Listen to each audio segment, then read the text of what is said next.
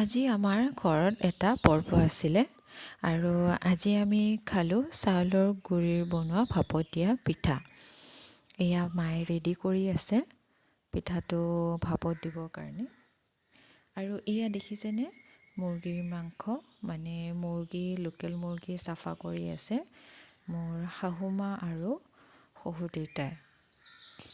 যিহেতু ঘৰত পৰ্ব আছে, গতিকে শহুৰ দেউতাও পিছ পৰি থকা নাই।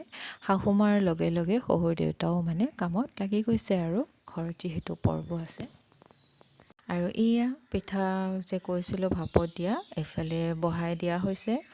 আৰু এই পৰ্বটোৰ কাৰণে আজি আমি খাম এয়া কাঠ আলু, কাবেলি বুট, বুটৰ দালি আৰু লোকেল মুৰ্গীৰ সৈতে। আৰু এইফালে আমাৰ পিঠা ৰেডি হৈ গ'ল। মোৰ লং ভিডিঅ' চাবচোন বাৰু, ইয়াত সকলোখিনি গম পাব দেই।